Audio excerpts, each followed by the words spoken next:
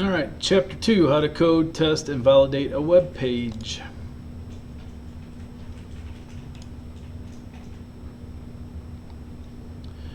Use a text editor to create and edit HTML and CSS files. Test an HTML document that's stored on your computer or local server by loading it into a browser. Validate an HTML document by using websites like W3C Markup Validation Service. Explain the purpose and use of the head and body elements in an HTML document. Describe these types of HTML tags: opening, closing, and empty. Describe the use of attributes within HTML tags. Describe the use of HTML components or comments, in white space. Describe the components of a CSS style rule. Describe the use of these types of CSS selectors: type, ID, and class. Describe 3 ways to run a web page and 1 way to retest a page after you've changed the source code for the page. Describe 2 benefits of validating HTML files. So the basic structure in an HTML5 document is you got this doc type declaration up here at the top. You always have to start your page out with that. That is the very first thing you should always put on your page. This is exclamation point doc type, and you're telling it the doc type is going to be HTML. That way when your browser sees this, it knows what to expect and what kind of stuff it's looking for. You have the HTML tags. That's the document tree. That just tells that these are going to be HTML code stuff in between these brackets here, the tags. Got the head element and the body element. So you'll always set it up as you create your page.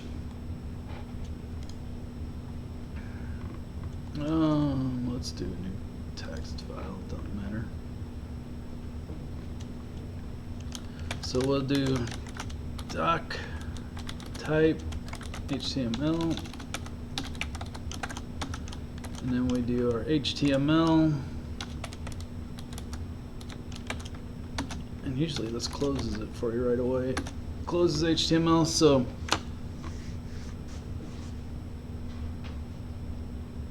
first thing you do is your doc type HTML, and then you'll put your HTML tags there.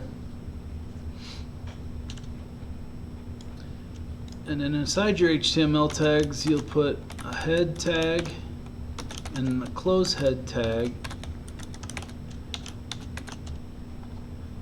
And inside here, you'll put a title. And like I said, title is what you end up seeing on your page.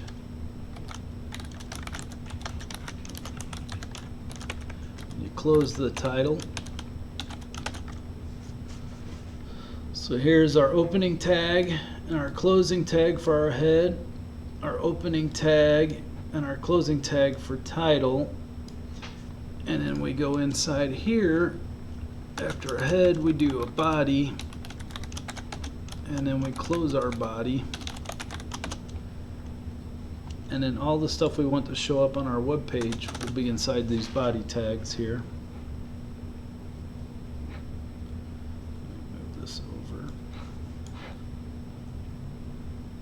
Here's a simple HTML5 document.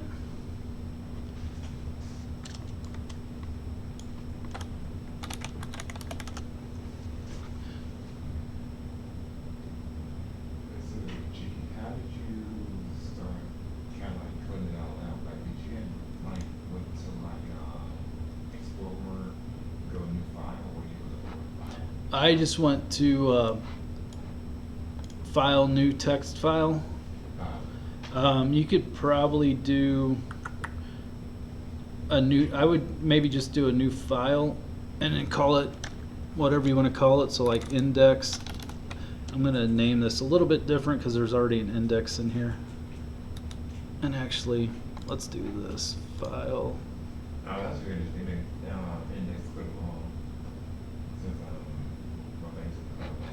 And I'm gonna create a file on my desktop here that I can use.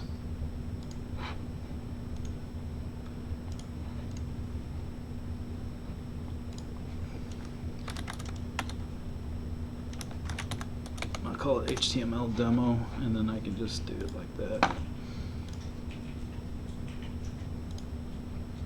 And I'll call it index.html.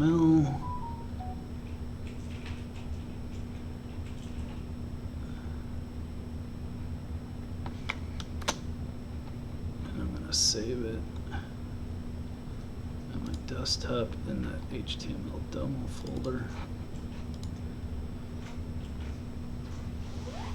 I think there's a way on here. Like I said, I don't use this enough.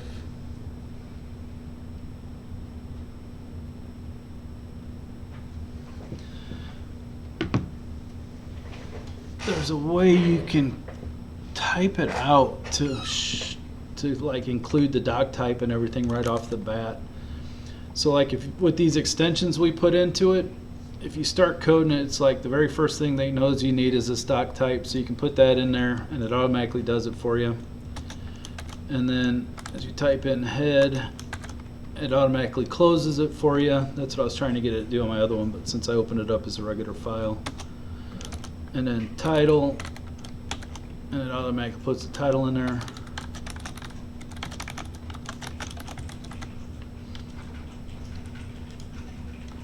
Side here we do, oops, actually I forgot to tag our HTML tag.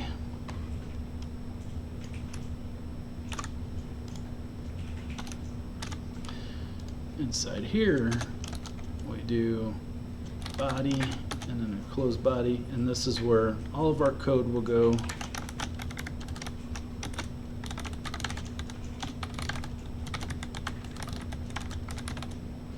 And to make a comment in an HTML page, you use the angle bracket, exclamation point, dash dash, and then when you close it, you put your text and you close it with dash dash angle bracket.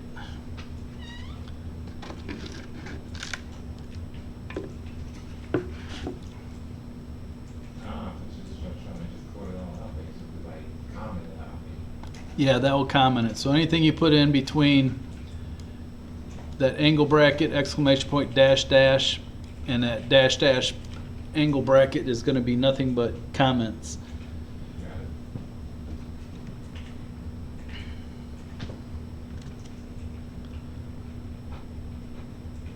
So that's the basic setup of a web page right there. So if we open with live server, we open out live server, you can see, well, why to do that?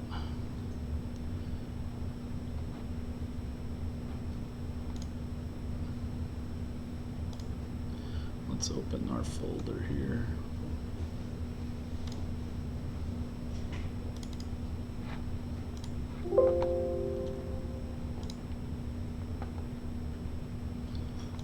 There's our index. Let's open this with live server, and it should hopefully. Here's our title here, where we say our first web page, and that's all we put in it so far.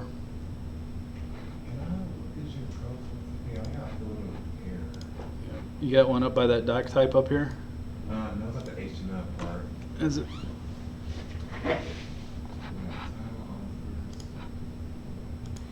So Dominic had an issue on HTML. A lot of times it may require you to put lang equals en just to get the language to show English.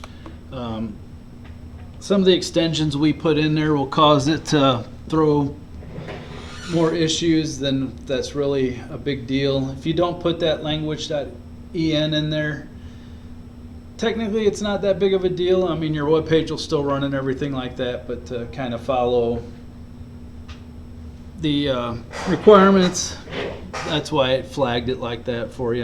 Yeah. So if you right click in your page there and go to open with live server, you should open a web page up. It says open a folder or workspace. So I'm assuming I have to go to file, open folder. Yeah, wherever you stored that at.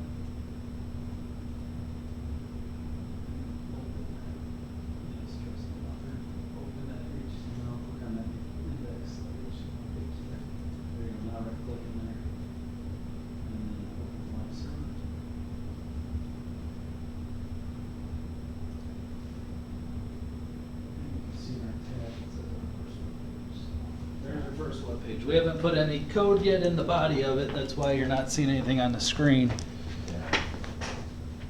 So anytime you're doing your web pages, if you open with that live server, that will open up a view of what it's going to look like on the web.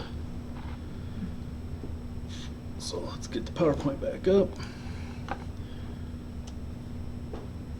So here they use this meta char set UTF-8. We should use that too, so we can go ahead and put that in our code. So up in this head here, we'll put meta character set equals UTF-8. And like I said, it still runs without it, but to kind of be consistent, and sometimes your editor may flag it for not having that in there.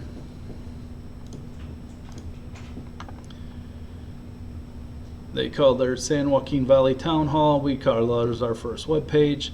Now if we want, we can put an H1 tag in there. So let's go ahead and put an H1 tag in inside our body underneath our green comment there. Let's say H1. That closes it, and it should be lowercase. All these elements that we're putting in here, all these tags should be lowercase. And we'll say the common hello world.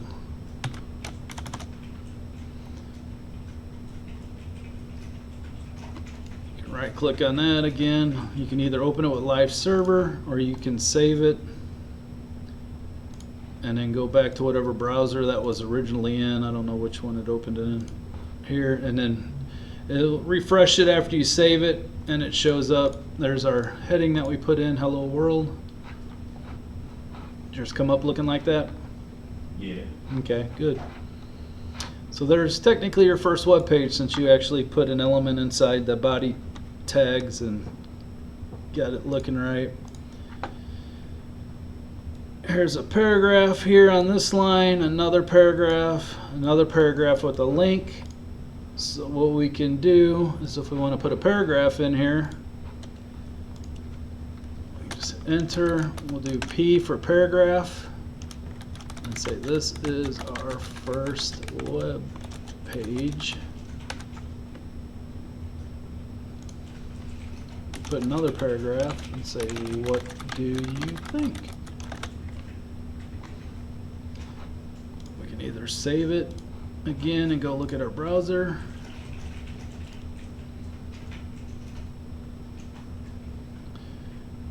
and we see our H1 heading, and then we got our two paragraphs on here. If we right click on this and view page source, they put a lot of extra stuff in here for it, but here's our actual little chunk of code that we just wrote. This is all for the server that we're running. Shows all that. That's why that's all down there. But here's our title, our first web page. Here's our little comment that we put on there. Here's our H1 and our two paragraphs that we added. So that's that.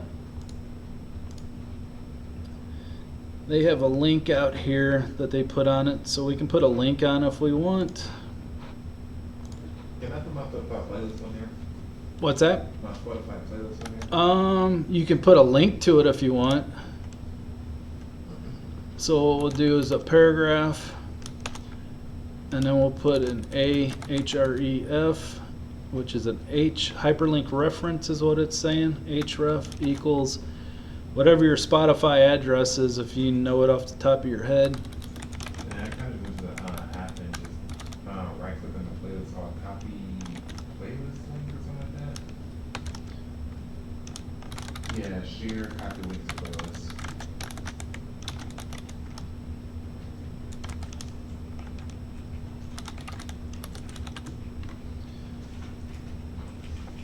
So when you create a hyperlink, you use the A here, which is an anchor tag is what that means. The A is an anchor tag. Href is a hyperreference for whatever page you're going to send it to, or whatever the link is you're going to use. You got to put that in quotes.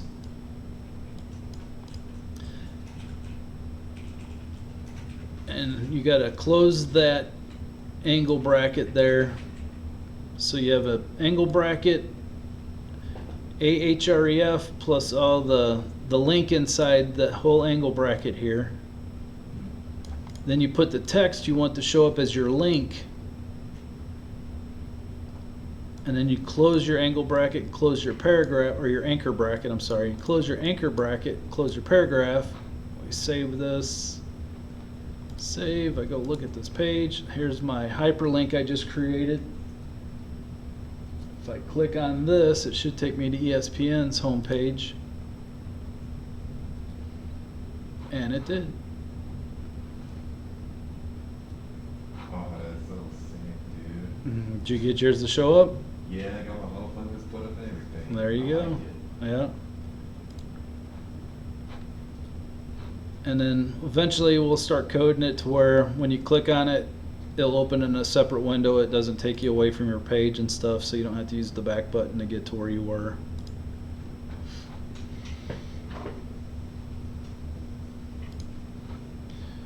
So that's 3 elements there. We have the H1 element, which means it's a heading 1. We have a paragraph element, another paragraph element, a third paragraph element, but inside this paragraph we put an anchor tag with our link for whatever page you want to put in there. So we kind of followed this slide. We changed it around, put our own stuff in, but we created pretty much the same thing they have. Working with tags, 2 elements with opening and closing tags. You have an H1. It opens here at the front. It closes here at the end, and we know it's a closing tag because of the slash. The opening tag does not have the slash. The paragraph here is an opening tag because there's no slash. This is the closing tag because we see the slash in there. Anytime you open one that needs a closing tag, remember to close that because that could mess up your page. It could cause you problems. So if you open something, you almost always have to close it. Just keep that in mind. There are some times you don't have to. There's what they call empty tags. This BR here is a line break. So what that does is, if I put this in, this is some more text. Yeah, s'mores. So if I put a BR in here, that's going to break it. So what that is, a BR is a break. So now when we look at this second part of my text, even though it's in a paragraph, should break down to another line. So if I do File, Save, go look at my code, and you can see it broke it down here. This is our first web page. This is some more text. We had them all on the same line as we wrote our code, but this break causes it to do a line break and break it on the next page. So is it the HTML version of C#? No. No, not even close. No. I mean, like, you talking about like a line break? Sorry. Yeah, kind of like a new line, like you do in C#. Yeah. Yeah, this would kind of do that. This would make you a new line in C#.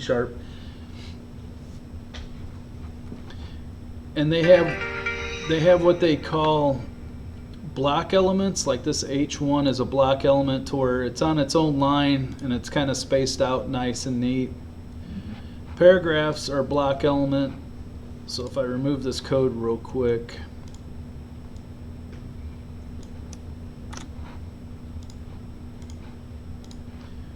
it puts it on its own line. It spaces it out nice and neat. Now if I put that line back in,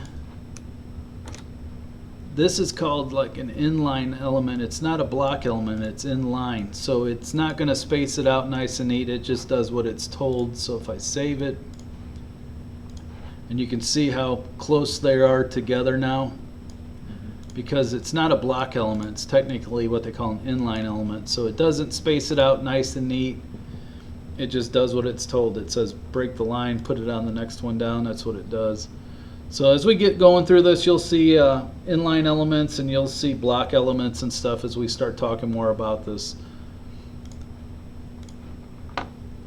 So that's an empty tag. An image is an empty tag. What they mean by empty tags is you don't need a break or a closing tag at the end of them.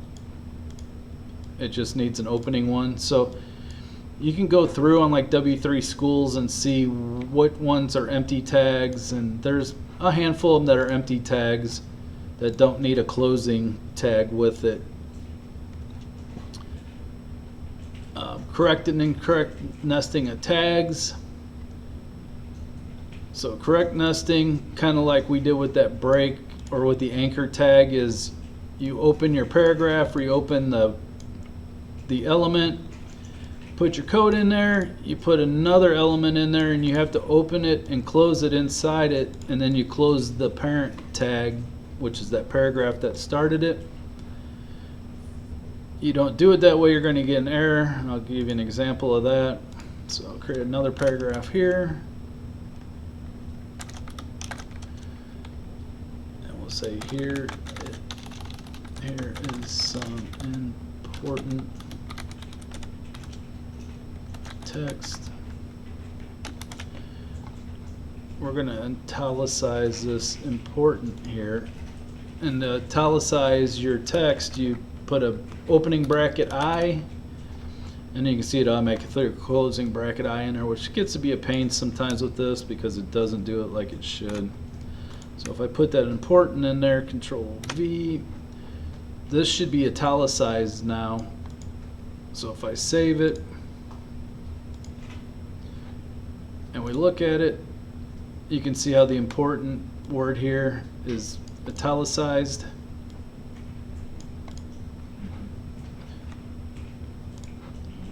So I have my opening paragraph tag, I have my italicized tag, and then I have to close my italicized tag before I close my paragraph tag.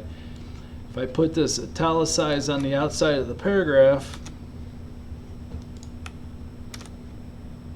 it's going to say, you know, must be paired, it's missing. So if I try and run this, it still work, but it gives you the error here because you're not starting it and ending it correctly.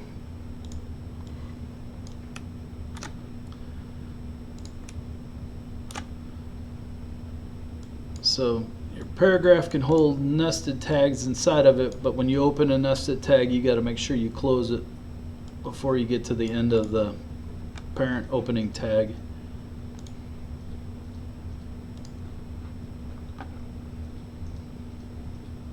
When you run this through a validator, it'll more than likely throw an error saying you have your tags out of place because of that.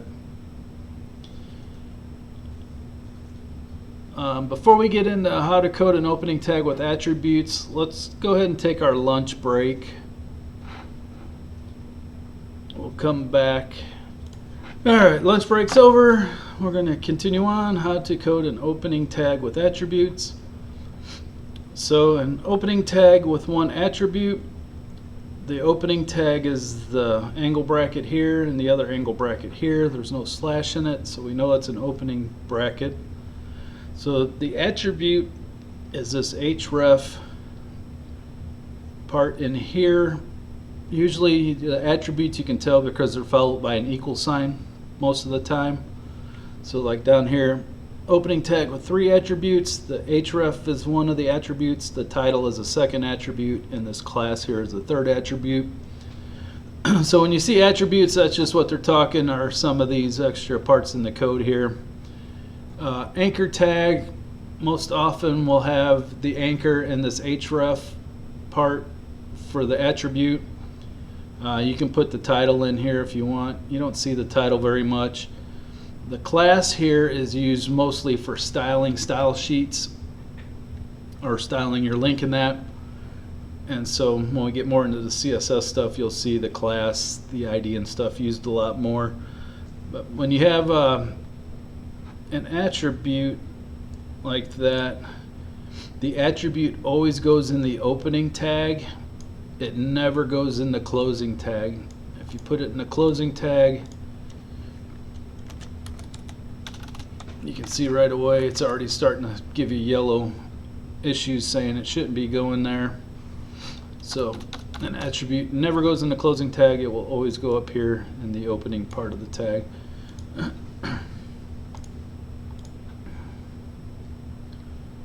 How to code empty tags with attributes.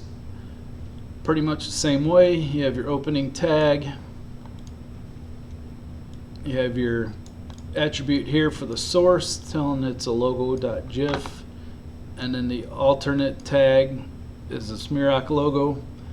This alternate shows up if your logo, your image doesn't load, you'll see this text in its place instead. We'll get more into that when we get into images and stuff like that, but it's nice to know anytime you code an image out or put an image in your web page, always add this alt tag with text in it just to show what the image should be should it not happen to load. I also think it helps the visually impaired. When it reads it, it'll read and say what that tag should be for them. So get in the habit of putting that alt tag in when you use an image tag. How to code a Boolean attribute. This is kind of like what we did in the C# class. We have an input type, which is a checkbox. Checkbox is the same square box as it was in C#. We give it a name called mail list.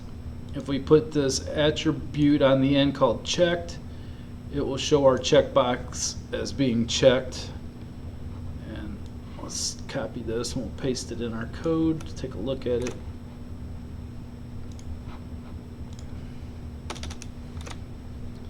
So if we save this, go look at our code, you can see our checkbox here is checked for us by default since we set it. If we take this checked off, save it, go look at it again, you can see the check is gone. We can check it, uncheck it. So that's how you use a Boolean to show if it's checked or marked or radio button selected, whatever you decide to use it for. It just starts out checked. We can uncheck it.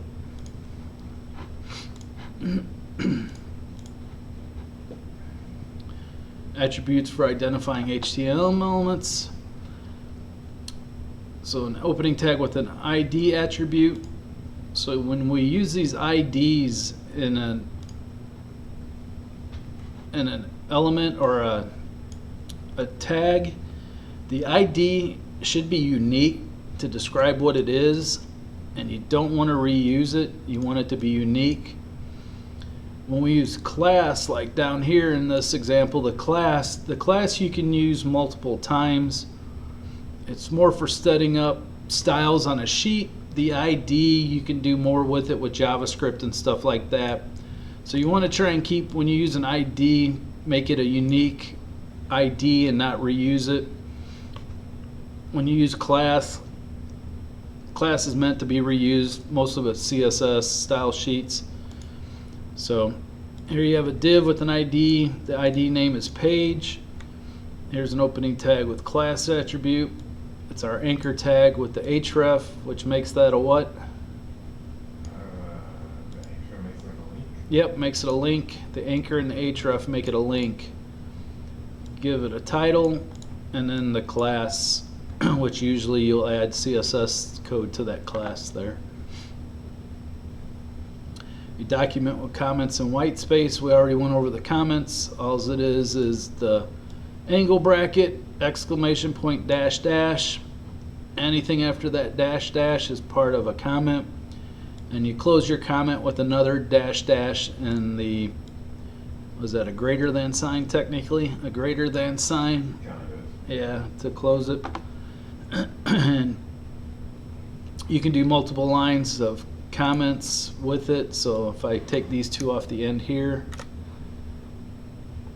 put it down here, you can see all that code there is then commented it out.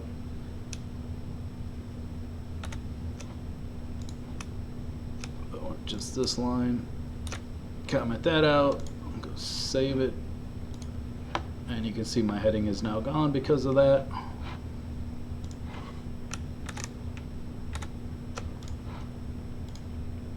Put it back, and my heading is back. So that's how you do a comment in HTML. There really is no white space that it uses. Most of the time it will take the white spacing out of your code and just put it how it should be. So you can see they have white space here. Yeah. But since this is a comment, we don't see this, and this space is just like normal. This here has white space in it that would space just like normal. So if we do, there's our head and our body, we can put it all the way down here if we want. It does absolutely nothing to our code. So white spaces are ignored.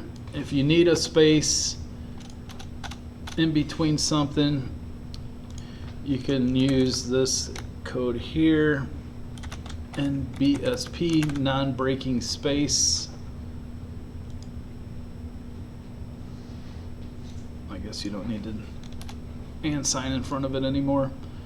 So that puts a non-breaking space in between it.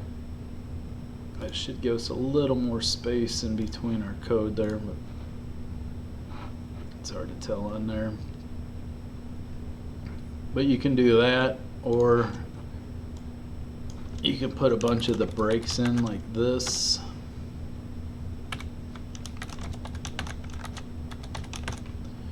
And that should force it all down. And you can see how much space is in there now with those line breaks like that.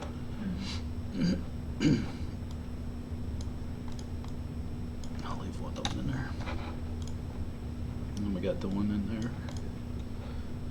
So that's how you can get spacing put in. Like I said, the NBSP is a non-breaking space.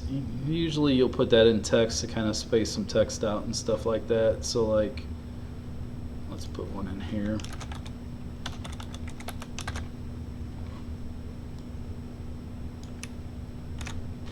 Excuse me.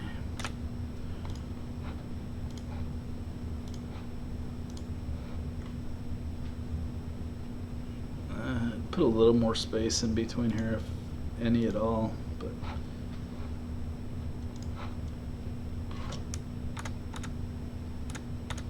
But if you see the NBSP, that's what it is, just a non-breaking space.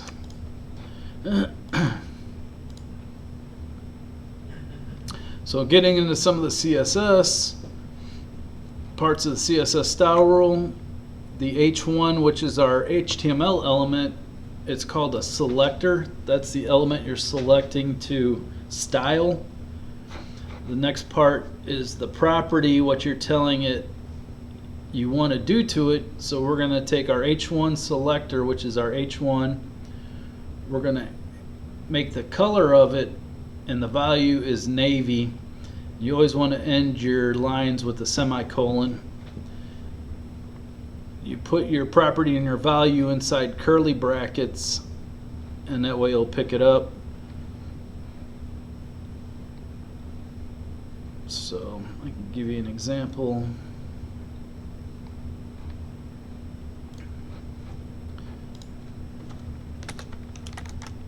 I'll do H1.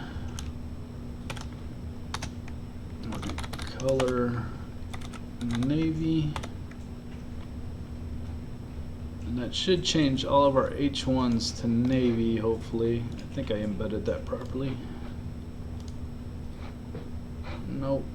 I'll put it up in. Did I not put that in the head? I think I gotta do, yep, style. Style. So this should change it for us, putting it in embedded.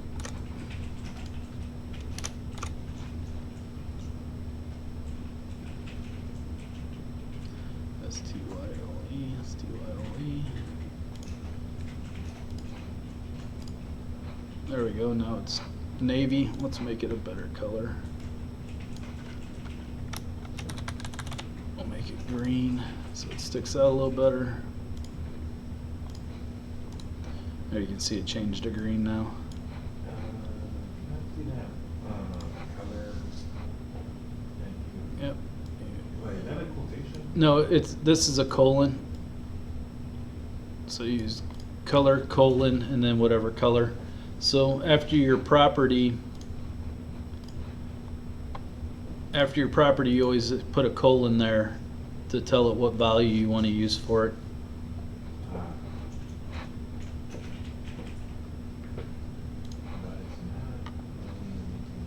Let's take a look at it. So inside of the same style bracket we created, after the closing squiggly for your H1, we can do a paragraph. Put the squiggly brackets again, and we'll do color orange. And then save that and go look at it. And now all your paragraphs should be orange. Kind of make me think of Halloween in a way. Yeah.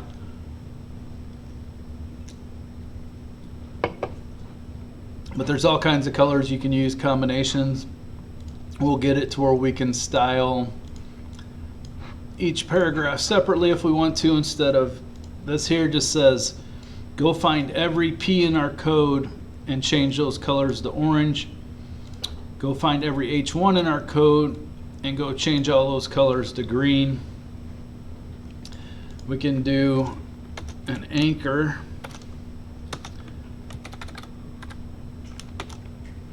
And let's go aqua. Color aqua, and that should change our link to an aqua color. And our link is now aqua. So it's a style sheet. This is called an embedded style because we're embedding it right into our page. Most of the time you want to have an external style sheet, and we'll get to showing how to do that here soon. All you do is create a file. You'll put all these tags and that inside a file, and then we'll link it to that page, and then it'll color it all from outside of our code. So the first part, oops.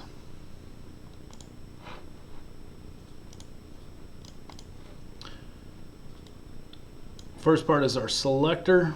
That's saying what element we're selecting to style. Second part is the property. That's what we're telling it we're going to do to it. We're going to change the color. We're setting the color on it. And then finally, after the property with the colon, we put the value, whatever we're going to do to it. Here we're changing the color, so it's going to be green. We can use font sizes. We can do all kinds of stuff with it, and we will eventually. But that's when you talk about a CSS, got your selector, property, and value for it. And this is your declaration for it. You can see here they do the body background color, so if we wanted to do that, we could just go in here, do body. That's a BG color, BG background color. And we'll go, let's find a color down here, we can scroll down. Let's do crimson. And we'll eventually, you'll learn hexadecimal numbers and stuff to get specific colors to show up. This is just pretty common. So do file, save. And now you can see my background is crimson color. My text is the same color as we changed it.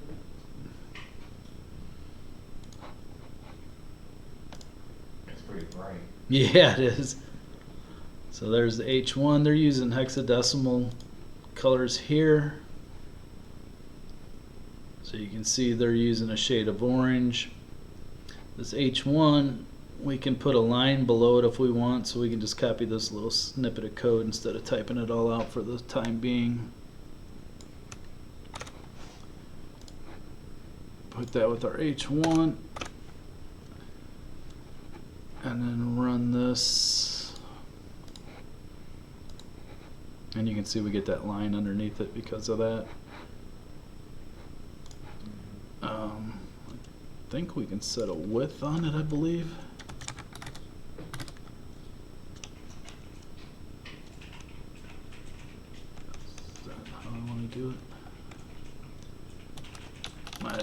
separate line.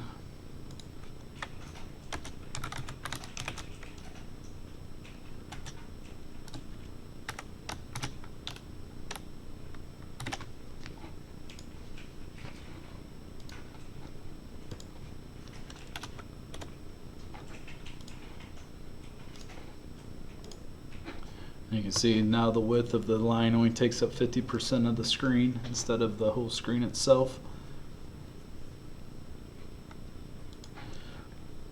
Change that to 75 and it should move over a little bit further.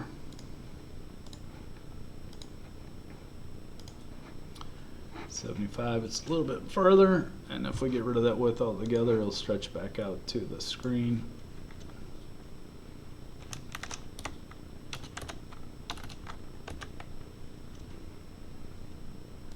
Yeah, I was going to comment it out, but and it's back to 100%.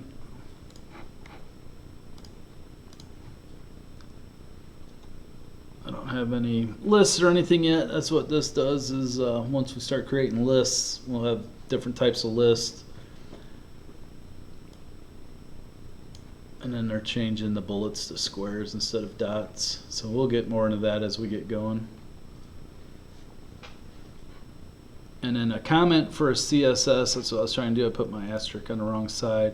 So if we want to comment something out in CSS, you do the slash and the dash. It's kind of like it was in the C#, and it comments out our paragraph. So if we go look at this, our paragraph should be back to black, and they are back to black since we commented out our style.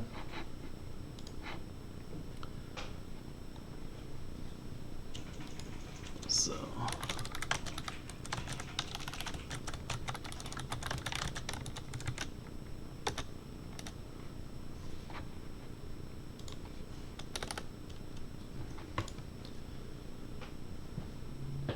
comment that in CSS. This is HTML. They won't work together, so you cannot put a CSS comment down in HTML or vice versa. It won't work that way.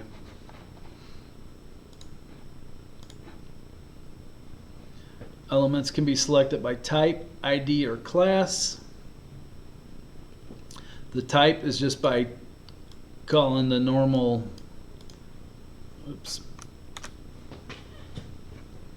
selector. So H1 is the type, paragraph's the type, this unordered list is the type. We can call it by an ID or class.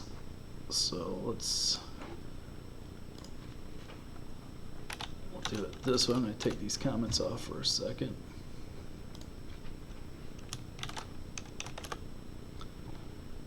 And this is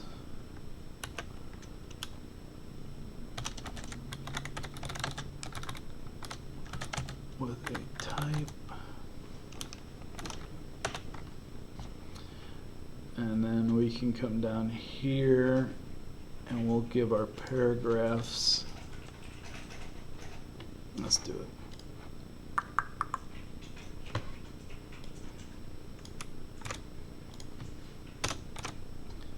Style with type. We're going to style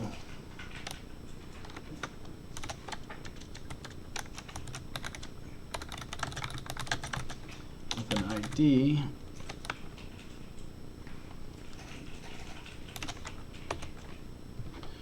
And so the way you do with an ID is instead of calling our paragraph, we'll do a dot and we'll just call it 1. And so then we come down here in our paragraph and we'll give it an ID and have it equal 1. So now our paragraph should all go back to black since that's what they originally started as. And the one we have called with an ID, again we give it the ID an equal sign. That's the attribute because it has the equal sign. And we give it the value of 1. We put it in parentheses. And now it should pick up that first paragraph that we gave it an ID of 1 should change to orange now. So let's save this, go take a look. And I didn't want to do it. Oh, an ID is a £, I'm sorry. So now it should pick that up. There we go. So now that first paragraph is orange since we gave it an ID of 1.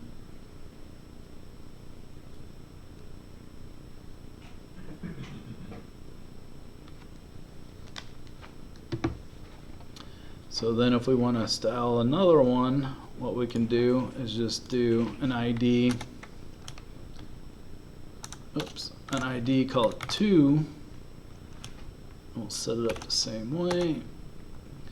We'll give it a color of blue. We'll go down to our paragraph here, second one. And we'll give it an ID and equal 2.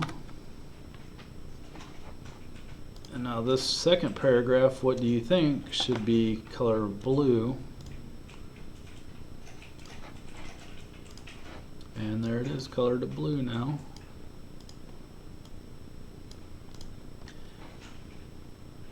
And then finally we'll do one with a class.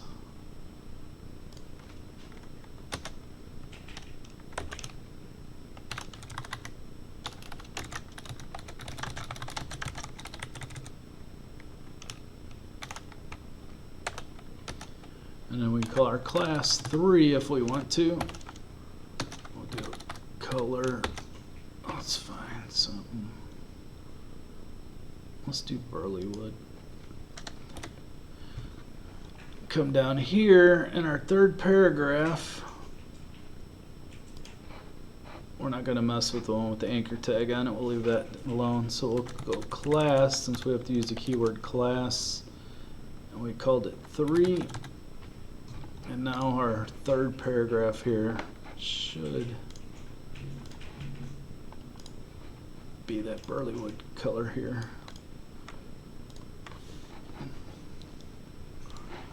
So you use an ID. When you use an ID to style something, you use the £sign before the selector you want, or the ID you're going to use, the ID name. To do a class, you do the £sign, and then the name of the class you're going to call it. Use your curly brackets like we were, and then just put the color, whatever other properties you're going to put in there. And then if you use an ID, you got to put the ID in here, and then the class for the class. So not too hard on that part. It kind of makes me kind of do like another recode of it all. Like, I don't know, it kind of wanted to kind of really kick into me where it's like, oh yeah, I got it all second nature developed already. So here's what we just showed here, is that they're doing type. The type's just the actual HTML element name that they're doing, the type of element they're going to do. The ID uses the £sign just like we did. Oops, and then the class just uses the dot, whatever you want to color it. Like I said, ID you want unique, you don't want to reuse them. The class you can go ahead and reuse them. So the type will pick up anything with that element type and change it colors. So for example, we can use, we'll do an H2.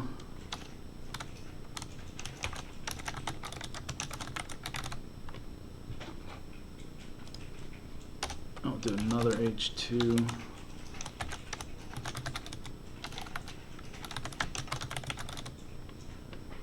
And then up here we can just style it with H2.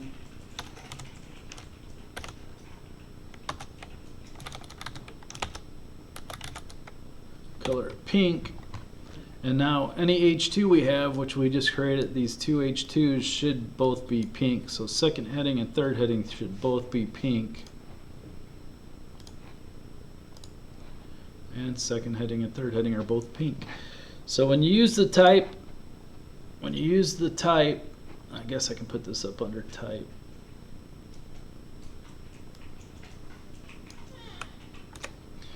you style with the type, it looks for all the types with that type in it and changes styles based on what you have. Style with an ID, you want the ID to be unique.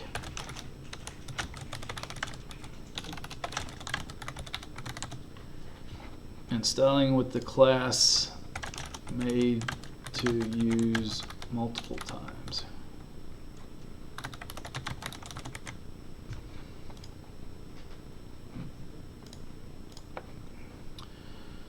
So here's the elements in a browser that they coded out here. They did student materials. Here's links for downloads. I got some links and stuff.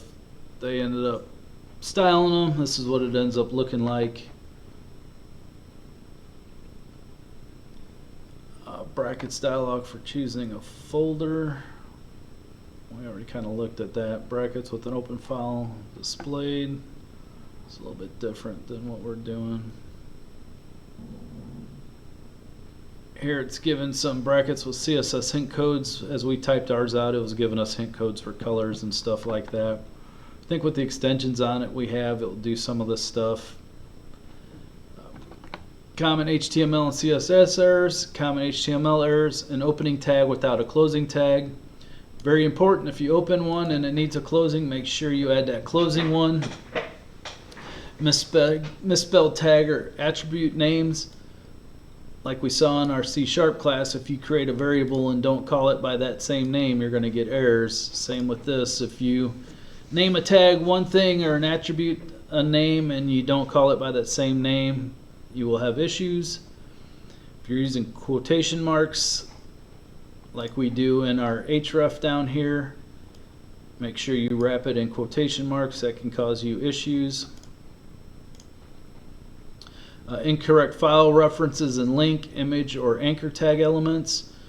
So if you're linking a style sheet up or something like that and you don't have the path correct and it doesn't find it, it's not going to work. An image, if you have an image path going to the wrong place, it's not going to show your image. And if your anchor tag does not have the right URL in it or whatever, it's not going to work either. Common CSS errors, the braces aren't paired correctly. So as we put our curly braces here, if you forget one, it can cause some issues with your code. You can see it gives you a little red squiggly telling you it's missing it. That's one nice thing about some of these editors and that now. Back in the old days, you'd never get a notice like that. You had to go keep digging through your code to figure out what your issue was. Missing semicolons, so when you do your properties in that, you need your semicolon there. Misspelled property names, so if you misspell something, it's not going to work. And your ID or class names that don't match names used in HTML. So in our ID, we call it 1 here, but we use 6 down here. Of course, that's not going to work, so they have to match up.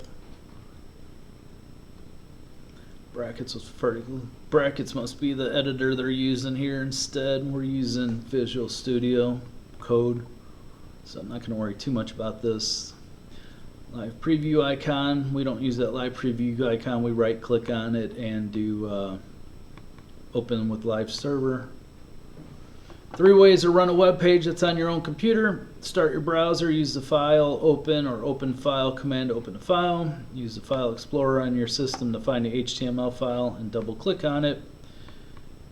If you're using brackets, select the HTML file in the file tree and click the live preview icon, but we're not using that, so we can go in, just right click on ours and use this open with live server, and that will get us up and going. You can see we got 2 instances of it running. More than likely you'll just run it out of your editor here. How to rerun a web page from a browser after you change its code. Click on the reload or refresh button in the browser. So in your browser, you got the little refresh button here. You can hit that and update it and it'll change. Press F5 on your keyboard. That's another refresh button. Control F5 on your keyboard to force a complete refresh. Some ID plugins will refresh the browser automatically. So what we've been doing is just every time we update something, we hit save and then go back out and look, and it's already updated for us because it refreshes once we hit the save. We don't have to hit the save. I believe you can type in here. Let's take this out and then refresh here, or do you have to save it? Yeah, you do have to save it, and then it automatically refreshes. So file, save, and then it refreshes automatically for us. Sometimes you may have to hit the refresh button to get it to do what you want.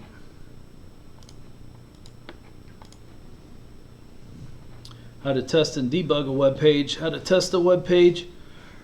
Run the page in all the browsers likely to access your site. Check the contents and appearance of the pages to make sure it's correct in all browsers, and that's where that cross-browser compatibility comes in that we talked about earlier, is make sure it's compatible on all browsers. Nowadays they're starting to make them so they're all compatible, so it's not such a big deal nowadays as it used to be in the past. And then click on all the links to make sure they work properly. If you got broken links, that's a big no-no because it turns people off. If they're trying to follow something, clicking on the links and they're not working, that's going to turn them off of your web page. How to debug a web page. Find the causes of the errors in HTML or CSS code, make the corrections, and test again. Eventually we'll get into developer tools. So as you start looking at these web pages, if you hit F12, it'll open up a panel on the side. These are developer tools. You can actually go in, you can change it the size, you can go in and see your code and do stuff with it, and it helps you default. It'll help you go through your CSS and stuff like that. So you say right click or right click new page source? Right click and view page source if you want to see the page source, the code that created your page. No, it's not the part kind of the design part where you kind of like got that part open. That's F12 usually on your keyboard. Or you can go to inspect, will also open it up. So this is inspect will, you can hover over your elements. So like my body, I'm hovering over the body tag in this inspect, and it's lighting up everything that's in my body, so you can see how it highlights the stuff in your body. And then if I hover over this H1, it should just highlight our H1 tag, our paragraph, our H2, our paragraph, H2. And the coloring around this, the orange and blue or purple, whatever you want to call that, once we start talking more about style sheets and the box element, I'll explain what that does. But if you look and see how it's orange and purple on here, if you look over on the side here, it shows like the orange here and the purple here. That's kind of what we're getting, is this margin and this center of the box, the auto part, and that's why it's orange and blue. So if we put a border on here, let's find our little line. I guess that'd be in the style. But our H1 there, and you can see on our H1 we put a border on there, that line underneath, and that's why it's kind of coming in as a yellowish color, because we're picking up the border. And then if we go back in our code for our H1 and put padding in here, and we'll do, I don't know, let's do 20% to see how good it shows up. 20%.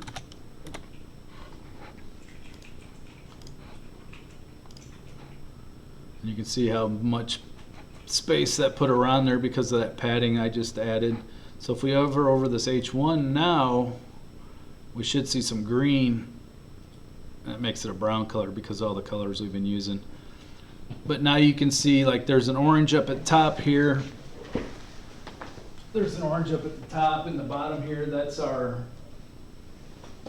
margin that we set. All this brownish color, which is actually this yellow color, is the border. And then you got the padding. The border is like this yellow part here. is our border, and then all this funky color here is the padding we just added, and then the center part is our inside of our box where our actual block element text goes. So if I go back and make that padding smaller, we'll do 5% so it's not so crazy big. Go back and look, go over our H1, and you can see how much smaller it made it now because we changed our padding on it. But if I had the background color white, let me go change that background color to white, we can see.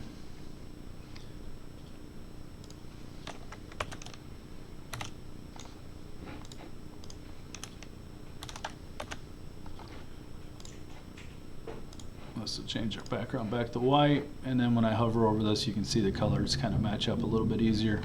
So now that I took that out, you can see our margin here is the orange, the yellow line right around our line there is the border. You can actually see the green padding in the blue center of the block element now. So once we get into CSS, it'll help you style some stuff and space it out properly and things like that. So kind of see how here we got a margin and the center, but no border or no padding around the body of it. So that's kind of how you read this stuff. By the way, before we do one, I'm gonna kind of get this error. It says it looks like an expected code blank in one of my code for HTML. Line 48. All right, I don't let's have the comments that you added, but let's take a look at it.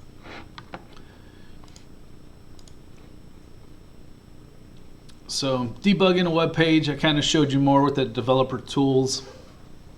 We'll get into it later on. I think we get into more debugging and stuff and how to fix certain things. And developer tool, that F12, becomes very handy as you're coding some of these web pages out, trying to find out how you're spacing things to make them look right. Sometimes the spacing can be all wonky, and you'll use that F12 and use those colored boxes to figure out what's going on with your code and stuff like that. So this inspect, the F12 button will become very handy as you're coding web pages. Homepage for W3C Validator. So you can go out to this web page here where it's telling us HTTPS validator w3.org. You probably search for it.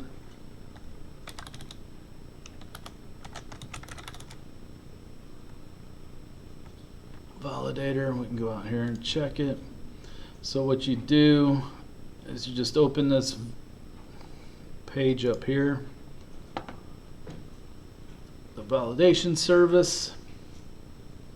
We're going to do it by file since we don't actually have a URI out there anywhere. So validate by file, upload your file. So we'll choose a file.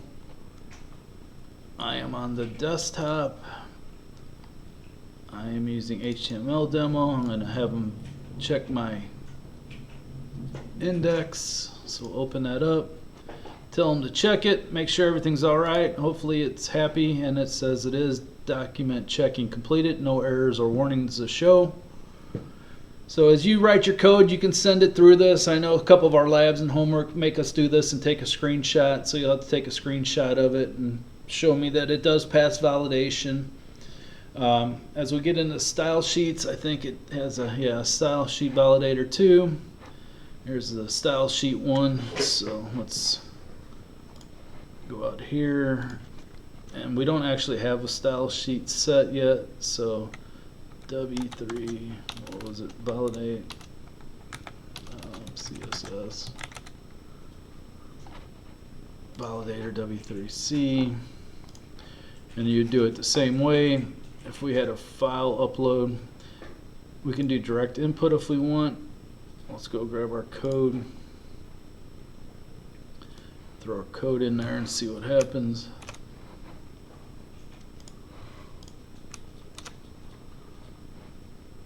Check it for us.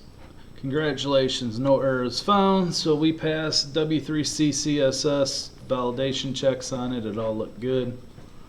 So when you see that in your labs and homework, that's how you do it. You can always put your code in there. If we did it by file upload, when we get to external style sheets, you'll just choose your file like you did the HTML one.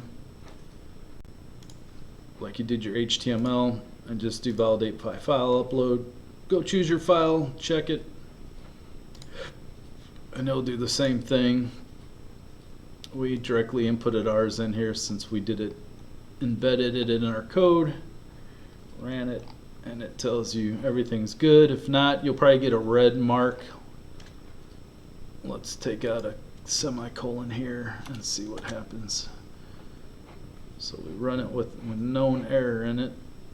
Let's check it, and it says, sorry, we found an error. Kind of shows you what's going on.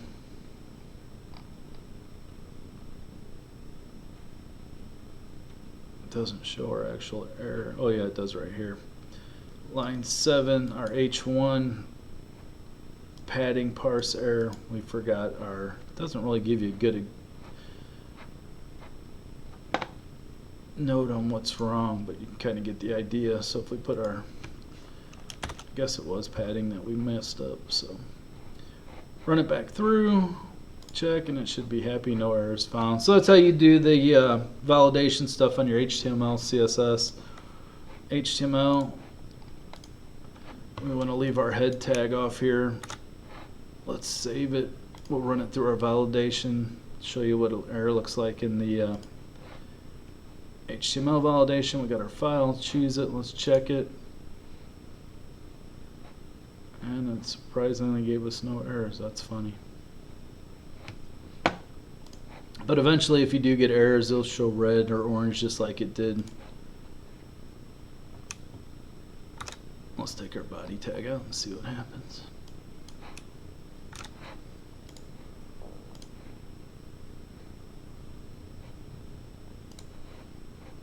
We got our index. Do I have to upload it again? Oops.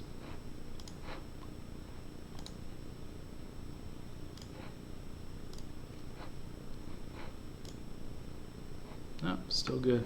That's odd. Why even validate it if they're letting you take the tags out? But anyhow, that's how you validate the HTML and CSS code in it. They're showing they got an error in theirs, kind of like what we did.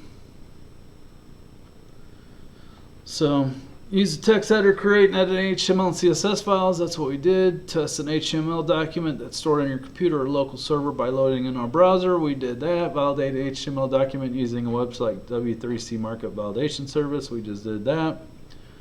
Explain the purpose and use of the head and body elements in HTML document.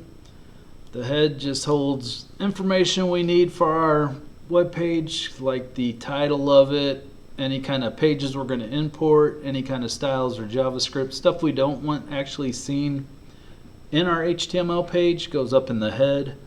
The body element holds everything that we do want to see on the HTML page. Describe these types of HTML tags. We check the opening ones, the closing ones, and empty tags. Describe the use of attributes within an HTML tag. Most of the time those attributes are followed with an equal sign to assign it a value. Describe the use of HTML comments and white space, and we showed how to make comments. White space is not really picked up in HTML at all. Describe the components of a CSS style rule. We did that with the selector, the property, and the value. Describe the use of these types of CSS selectors. The type is the element type itself. The ID is an ID we create. It should be unique. And a class is a reusable identifier that you can use to set multiple styles without having to change much code. Describe 3 ways to run a web page. 1 way to retest the page after you change the source code. We did that. Describe 2 benefits of validating the HTML files, and that's just to make sure you're HTML5 compliant and don't have any errors as your page is getting ready to deploy and be put out to the public. That's it for chapter 2. The labs and the homework and the written tests are all open. If you want to go ahead and get started on it, you got the rest of the class period to work on it. Got any questions, give me a shout.